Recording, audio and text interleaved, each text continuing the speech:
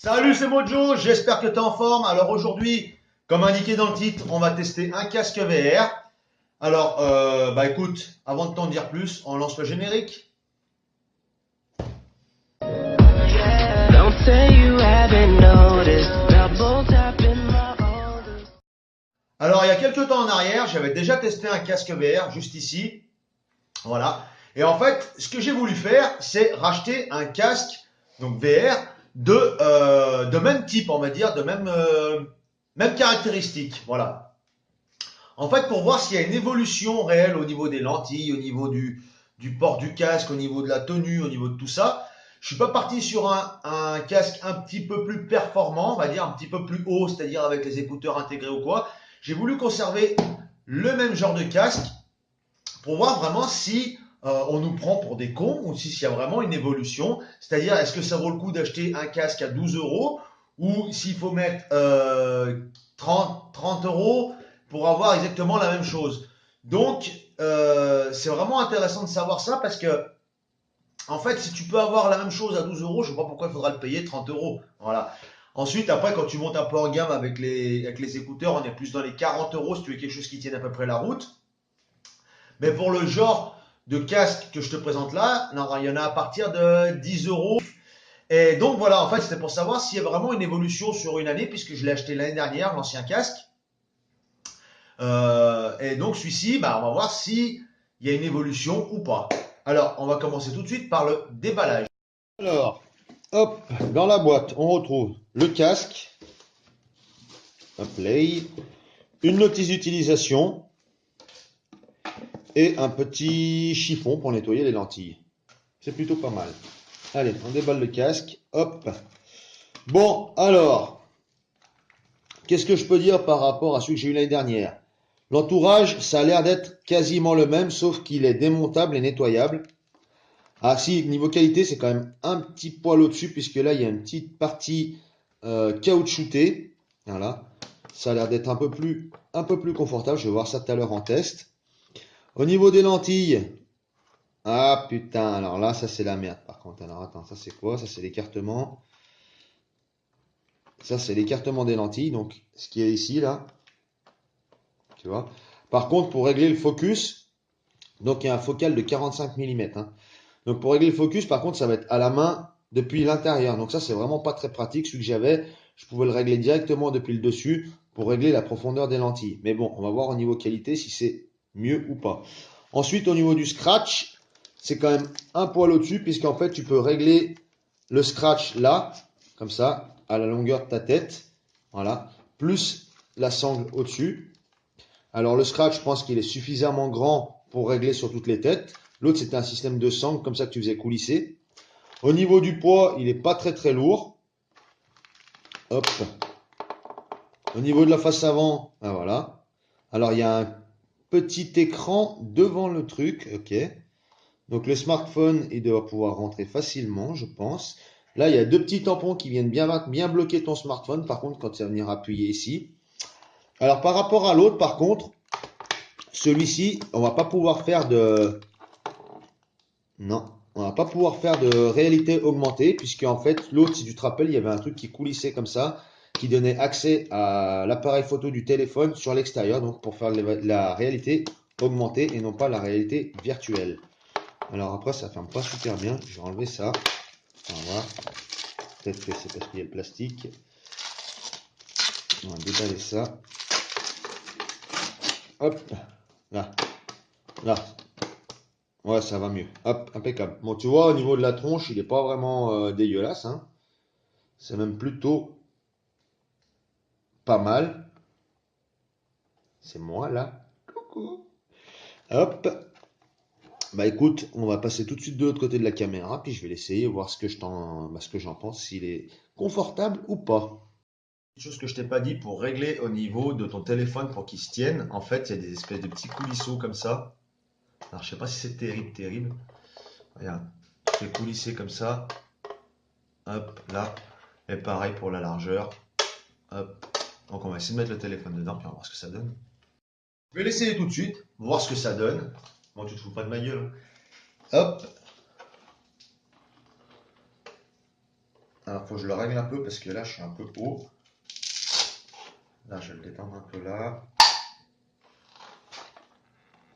Ah, putain, j'ai eu peur, je crois que c'était cassé. D'accord. Donc, le système, il est vraiment pas super pratique là, par rapport à mon autre casque, qui a déjà 1 an. Là, alors, hop. Là. Bon, au niveau de la tenue, ça m'a l'air pas trop mal. Putain, par contre, il fait. Ah, direct. Ah, direct, il fait mal au nez. Direct, il fait mal au nez. Ah, je te le dis direct. En plus, quand tu vas avoir le poids du smartphone là sur le nez, il est vraiment, vraiment pas agréable du tout. Mais par contre, c'est pareil pour régler les lentilles. Tu peux pas régler les lentilles, tu es obligé de mettre les doigts, enlever le casque, régler les lentilles, remettre le casque et tout. Donc, c'est vraiment pas. Je suis pas convaincu. Je suis pas convaincu. Donc là, ok, ça grince un peu, tu vois. C'est vraiment pas top. Et ce qui me fait peur aussi, c'est cette vitre qu'ils ont mis en fait devant le smartphone, alors que l'autre a directement l'écran du smartphone. Alors j'espère que ça va pas foutre le bordel. Je crois que c'est une vitre anti-reflet, donc ça peut être pas mal. Mais par contre, je suis pas trop convaincu. Par contre là, je te le dis direct, hein. Ah, il te dérouille le nez. Enfin bon, moi j'ai peut-être un gros nez, je sais pas, mais il me défonce le nez. Il n'y a pas de protection pour le nez là, et c'est vraiment pas terrible ça. Voilà. Bon, écoute, par contre, au niveau du jour, on n'a pas de jour. Là, bah là, ça touche plus le nez, là, par contre. Alors, est-ce que je l'ai mal réglé? Après, il faut voir avec le poids du téléphone. Mais je pense que, normalement, ça devrait pas toucher le nez. Je vais essayer avec le téléphone, et puis on va voir ça tout de suite. Donc, hop, ce qu'on va faire, toi, tu auras la vue direct in-game. Et moi, j'aurai le machin sur la tête pour voir ce que ça donne. Et puis, on va voir ça tout de suite, hein. Bon, alors, qu'est-ce que ça donne? Alors, bah écoute, hein, ça a l'air plutôt propre dans un premier temps. Ce jeu, je l'ai jamais testé. En plus,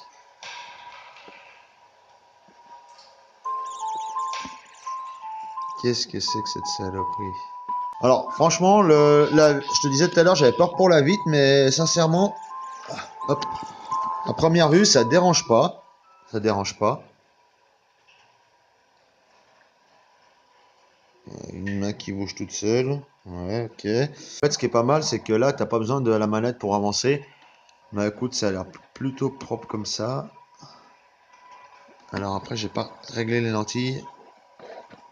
Je sais pas si ça change quelque chose vraiment là. Au niveau de la tenue du casque, bah écoute, il tient pas mal même en bougeant. Par contre, dès que tu commences à bouger pas mal, ouais, ouais, franchement, ça fait mal au nez. Franchement, il fait mal au nez. Sinon, c'est dommage parce qu'il est vraiment plutôt propre. Il tient bien, il fait pas mal à la tête. Bah, peut-être un petit peu au front, parce que vu que tu règles avec les sangles, le réglage, il est pas très très précis. Donc c'est vraiment pas le top du top, on va dire. Il y a un chien-chien. Il est où le chien-chien? Non. Il est où le chien-chien? Ouh, le vilain chien-chien! Ah, j'ai un fusil à pompe. Bon, bah, je pense que lui, il est déjà fatigué. C'est pas la peine que je lui mette une bastos. Ah putain, il y a une saloperie là-bas. Ah, c'est cette. Ah, j'ai pu tirer. Oh. Ok. Là, il est plutôt propre ce jeu. Peut-être sympa à faire en VR, je sais pas, à voir. Franchement, je pense que quand tu le gardes plus longtemps que 5-10 minutes, le casque il doit t'exploser le front. Il est. Ouais. Ouais. Alors, c'est sûr que c'est pas mal puisqu'il est détachable et lavable. Donc, ça, c'est une bonne chose. Par contre, je pense que si tu le gardes trop longtemps sur le visage, à mon avis, ça doit pas être terrible. Ouais, et bah écoute, au niveau de l'anti-reflet, là, l'espèce de petit. La petite vitre qu'il y a devant, franchement, ça fait le boulot puisque j'ai pas de reflet, clairement. Oh! J'ai pas de reflet, clairement. Par contre. Oh putain, ça commence les zombies. Hop. Je sais pas ce que c'est, Marion. J'ai pas de buée non plus. L'écran, la visibilité est propre. Ça me cache pas l'expérience de jeu, tu vois. Ça me gâche pas l'expérience de jeu. Le seul point noir que je te dirais là tout de suite, c'est vraiment la tenue et puis que ça te fait mal un peu sur le nez, le front et tout. En plus de ça, j'ai pas d'entrée de lumière sur les côtés, tu vois. Là, je suis en plein jour, je suis vraiment immergé complètement puisque j'ai vraiment pas du tout de lumière qui rentre sur les côtés. Donc ça, c'est quand même un super point positif. Bon, bah écoute, allez, on va arrêter là. Je te reprends Facecam tout de suite. Donc au final, qu'est-ce que je peux te dire sur ce casque? Alors on va commencer déjà par les points positifs. Il est plutôt bien fini, il est de bonne facture, le plastique est de bonne qualité, pas de problème. Le système de push et ouverture comme ça marche bien. Le système de grip pour tenir le smartphone, franchement, j'y croyais pas et c'est plutôt efficace. La vitre n'est pas du tout dérangeante et elle joue bien son rôle d'anti-reflet. Un autre point positif encore important, c'est que tu n'as vraiment pas de lumière qui rentre sur le côté du smartphone, donc tu es vraiment bien immergé, vraiment dans le noir. Voilà. Alors après, les réglages ici aussi, bah, comme classiquement, bah, ça marche bien, nickel, pour régler la largeur de tes yeux, lentille pour le niveau de la largeur de tes yeux. Après, les points négatifs. Donc le réglage du focal, là, à l'intérieur, en faisant tourner la molette, je trouve pas ça vraiment terrible. C'est vraiment pas terrible. Il fait mal au front, là, franchement, quand tu le serres, parce que le réglage, comme je te disais, avec les sangles, avec le scratch, c'est pas des sangles coulissantes, donc c'est vraiment pas top. Au niveau du nez, il fait mal aussi. Donc, est-ce que c'est un casque que je conseille pour ce prix-là? Je pense sincèrement que pour le prix, tu peux trouver un peu mieux, un peu plus confortable pour le même prix, voire 2-3 euros de plus. Mais c'est pas un casque que je vais te conseiller réellement. Je te mettrai quand même le lien dans le descriptif si jamais tu souhaites quand même l'acheter, parce qu'il n'est pas très cher. Il fait quand même le boulot. Et au cas où, si tu veux changer les sangles, mettre un bout de mousse ici pour te le nez. Sinon, après, il est vraiment de bonne facture. Voilà. Eh ben écoute, je pense que j'en ai fini avec cette vidéo. N'oublie pas de mettre un pouce bleu, de t'abonner et de cliquer sur la cloche pour être au courant des dernières vidéos que je mets en ligne. Et moi, je te dis à bientôt pour une prochaine vidéo. Bye!